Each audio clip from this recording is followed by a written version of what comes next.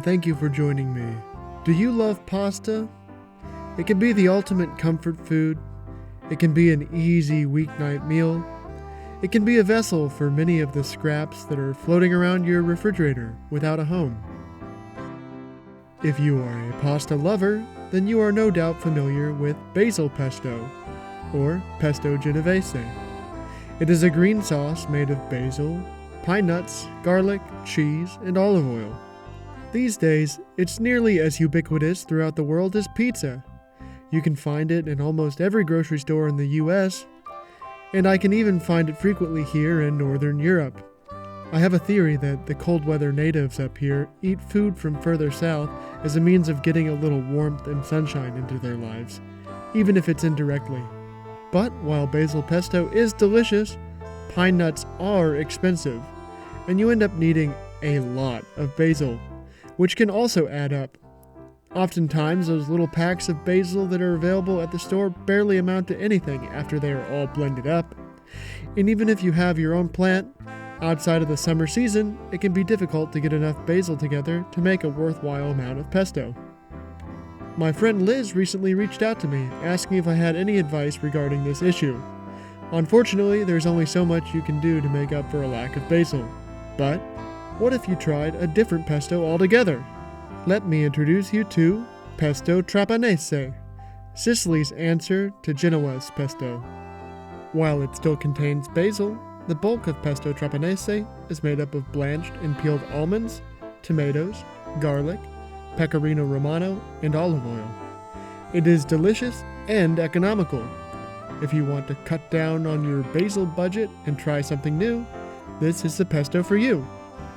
Even in the cooler months, you can probably get your hands on enough greenhouse-grown tomatoes to make this come together. So let's get to it. First, let's take care of our almonds. I have about half a cup here, around 70 grams. And I just drop those into some boiling water and let them hang out there for about 60 seconds or so. Then I use a skimmer to pull those almonds out. Then I run them under some cold water so they are easy to handle. And then I drain that cool water off. Now I just go through squeezing the almonds gently, and the skin should pop off easily. Yes, you could buy peeled almonds, but skinning your own almonds is cheaper. And one of my main goals here is to show you a more affordable pesto. So I'm taking the most frugal option at every turn.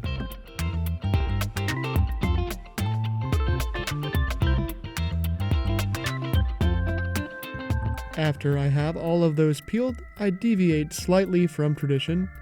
I coat those almonds with a tiny bit of olive oil and toast them very briefly in the oven, set to 180 Celsius, 350 Fahrenheit. Nothing crazy, just enough so they take a slight bit of color. Next, let's talk tomatoes. In total, we need about a pound of tomatoes, or about half a kilo. As far as what kind of tomatoes we should use, that is luckily a very flexible matter. Use the best fresh tomatoes you can get. At the height of the season, any tomato on your vine will do great. For me, at this cooler time of year, my best options are these greenhouse-grown cherry tomatoes. No matter what tomatoes you end up using, you will want to skin and seed them. To do this, I just use a small knife to cut a shallow X at the end of each tomato. This will make it easier to peel them after we blanch them. Once I've scored each of my tomatoes, I drop them in the same pot of water that I used to blanch my almonds. They just need about 10 to 15 seconds in the hot water, and then I drain them.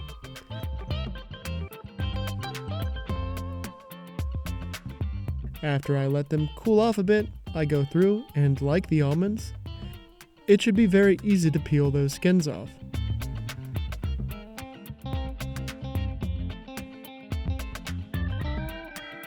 And one last step with those tomatoes, I go through and gently squeeze each one. This gets rid of most of the seeds and the excess tomato water. Don't toss that tomato water though. You can work it into a different pasta sauce, or toss it into a soup, or use it to cook rice. And now we are done with the most labor-intensive parts of this recipe, and moving on we just need to grate a 3-ounce chunk, 100 grams-ish of Pecorino Romano cheese. On the topic of frugality, it's worth noting that Pecorino is always cheaper than Parmesan.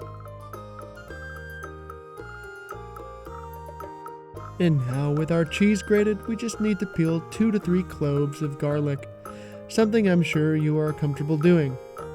I'm sure you can also handle measuring a 1/4 cup of olive oil, which amounts to about 35 grams. Make sure it is a good quality olive oil. And lastly, for those who are worried they would be missing the taste of basil in this recipe, fear not, we still use a healthy amount of basil here. I've got this beautiful plant from the grocery store. Don't worry, little buddy, I'm making Pesto Trapanese today, not Genovese. You will live to fight another day.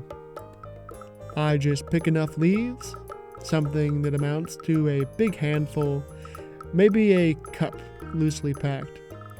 Notice how towards the top of the stalk, I just break it off and keep a bit of those tender stems attached. We want to make the most of this plant, and there is some good flavor in that stem. And that is it for our ingredients, other than the obligatory pinch of salt, of course. That means it's time to blend. Now, if we were in the old country, we would be using a mortar and pestle. But today, I'm using a more conventional food processor.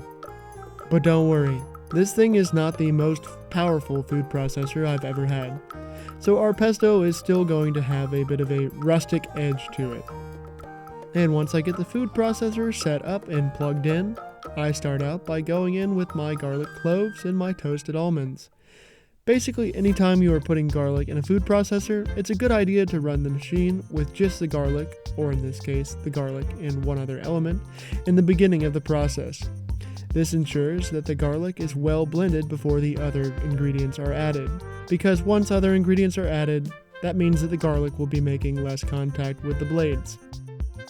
So I'm just pulsing that garlic and almond mix a bit until it is coarsely chopped. But don't go too far, we don't want a paste. After I've achieved that coarse mix, I go in with the seeded and peeled tomatoes, my healthy handful of basil, a good pinch of salt, which with my big fingers equals about a teaspoon, then my grated cheese, and that nice olive oil. And now I pop that top back on my machine and let her rip. I stop after a few seconds to check in, run the machine again, and then take the top off for a better look. It is still looking pretty coarse, so I'll just pulse it a couple more times here. But as I said before, I don't mind if it's a little on the chunky side. Once you get it to where you like it, feel free to make it a little smoother if that's what you prefer. Scrape the bowl of that food processor out into a container. Look at how it glistens. And now what would be the perfect vessel for such a pesto?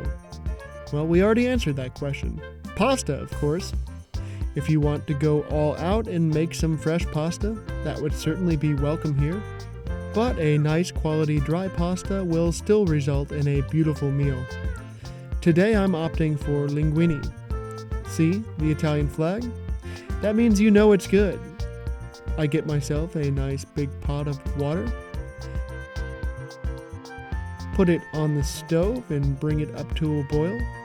And I forgot to film this step, but make sure the water is well salted. Think salty like the sea. Don't worry, your pasta won't really take up too much of that salt, but it really goes a long way in giving you a strong base of flavor to build off of. As with all cooking, it's important that every level is seasoned. With the water at a boil, I go in with my pasta. And I'm a big fan of using chopsticks to stir them around in the beginning to make sure they don't stick to each other.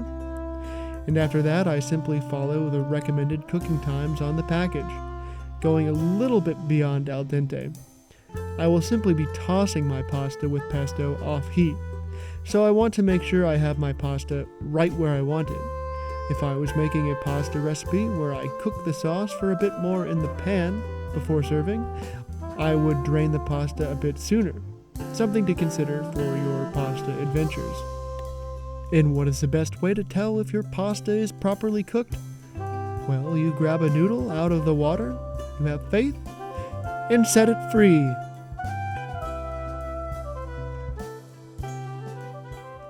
If it comes back to you, it means your pasta is cooked. Now that I have the pasta where I want it, before I drain, I just want to save some of that pasta water. Pasta cooking water has magical properties, mainly starch, and it is often just the ticket for bringing your pasta sauce together perfectly, so take a little bit more than you think you need. Now we drain that pasta, don't rinse it or anything, and get it into a bowl that is big enough to give us some room for mixing. And of course, we have our pesto at the ready, and I go in with a few generous spoons. I only cooked enough pasta for 2, so I'm feeling this out to make sure I get the perfect amount of pesto. But if you cooked a whole pound of pasta, you will definitely use all of the pesto.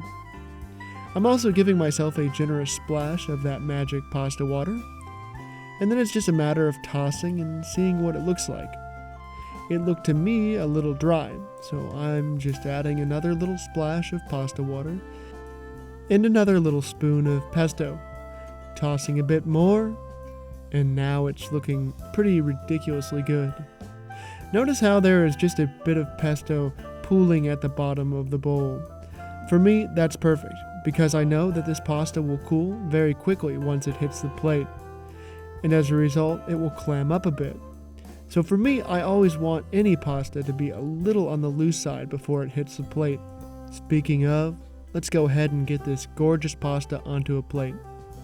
Oof, I'm getting hungry just seeing this footage again. And as if it wasn't looking gorgeous enough already, let's just add a little drizzle of some nice olive oil. And that's a wrap, folks. Thank you for joining me today.